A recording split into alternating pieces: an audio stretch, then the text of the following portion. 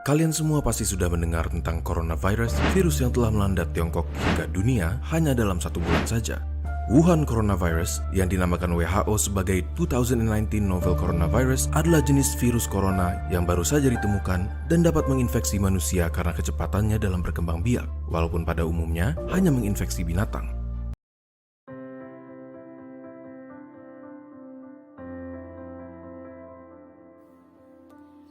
Virus corona atau biasa disebut dengan COVID-19 adalah sebuah virus yang sedang mewabah di hampir seluruh negara di dunia, termasuk Indonesia.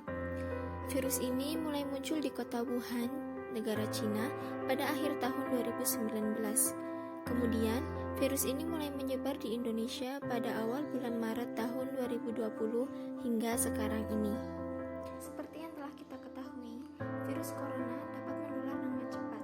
Penularan virus corona dapat terjadi ketika seseorang menyentuh barang yang kemungkinan sudah terkontaminasi oleh droplet orang lain. Kemudian virus tersebut berpindah ke hidung, mulut, ataupun mata seseorang dari sesuatu yang telah terkontaminasi tadi. Sebagian besar orang yang terpapar virus ini akan mengalami gejala ringan hingga gejala yang sedang. Gejala yang umum terjadi adalah demam, batuk kering, kelelahan.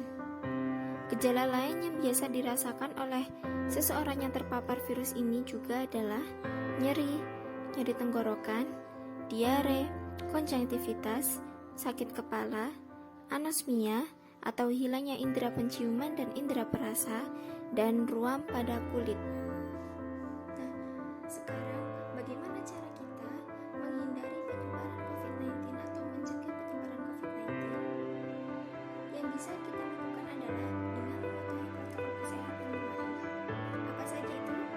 Yang pertama adalah mencuci tangan. Rutin mencuci tangan adalah salah satu protokol kesehatan yang cukup efektif untuk mencegah penularan virus corona. Untuk hasil yang maksimal, disarankan untuk mencuci tangan setidaknya selama 20 detik beberapa kali sehari, terutama saat sebelum makan atau memasak, setelah menggunakan kamar mandi, dan setelah menutup hidung saat batuk atau bersin. Yang kedua adalah memakai masker. Pada awal pandemi virus corona tahun lalu, WHO mengatakan bahwa penggunaan masker hanya direkomendasikan untuk orang sakit, bukan orang sehat. Namun, virus corona jenis SARS-CoV-2 yang merajalela hingga saat ini membuat protokol kesehatan bisa berubah-ubah seiring bergulirnya waktu. Beberapa waktu selang kebijakan WHO di atas, WHO akhirnya mengeluarkan himbauan agar semua orang selalu menggunakan masker saat beraktivitas di luar rumah.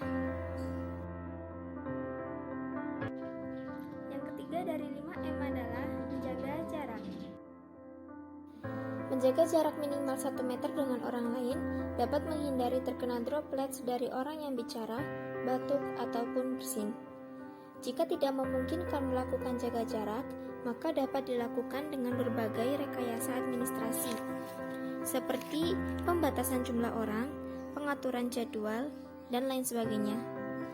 Dan juga dapat membuat rekayasa teknis, seperti membuat partisi, pengaturan jalur masuk dan keluar, dan lain sebagainya.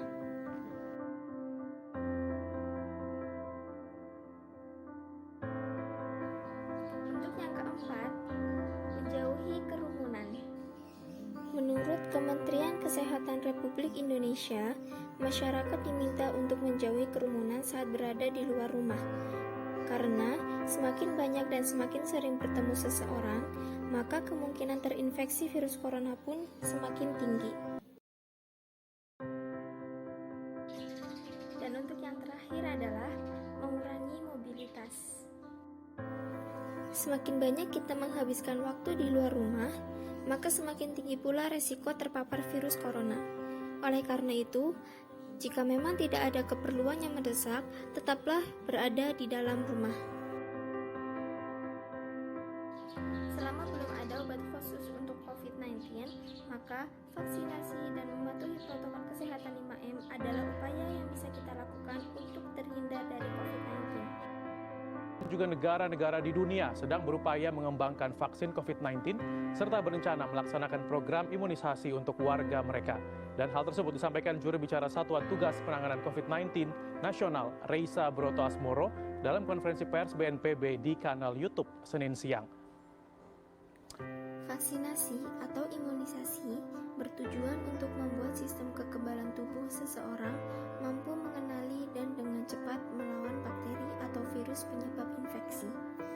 Tujuannya ini dicapai dengan pemberian vaksin COVID-19 adalah menurunnya angka kesakitan dan angka kematian akibat virus ini. Meskipun tidak 100% bisa melindungi seseorang dari infeksi virus COVID-19, vaksin ini dapat memperkecil kemungkinan terjadinya gejala yang berat dan komplikasi akibat COVID-19. Selain itu, vaksinasi COVID-19 bertujuan untuk mendorong terbentuknya herd immunity atau kekebalan kelompok. Hal ini penting karena ada sebagian orang yang tidak bisa divaksin karena alasan tertentu. Jadi, dengan mendapatkan vaksin COVID-19, kita tidak hanya melindungi diri sendiri, tetapi kita juga melindungi orang-orang yang berada di sekitar kita yang belum memiliki kekebalan terhadap virus corona.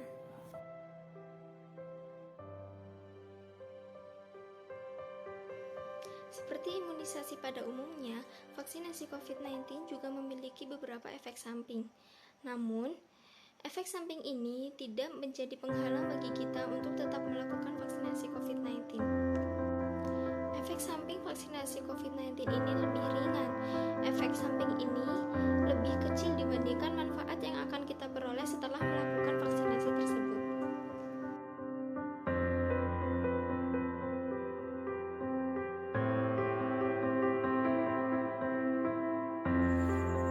Beberapa efek samping dari vaksinasi yang biasa dirasakan adalah merasa tidak enak badan, demam, nyeri di bekas suntikan, hingga merasa mual. Efek samping ini biasanya terasa 1-2 hari pasca penyuntikan. Dari penjelasan tentang protokol kesehatan 5M dan vaksinasi tadi, dapat kita pahami bahwa mematuhi protokol kesehatan dan melakukan vaksinasi itu sangat penting bagi kita untuk mencegah penularan COVID-19.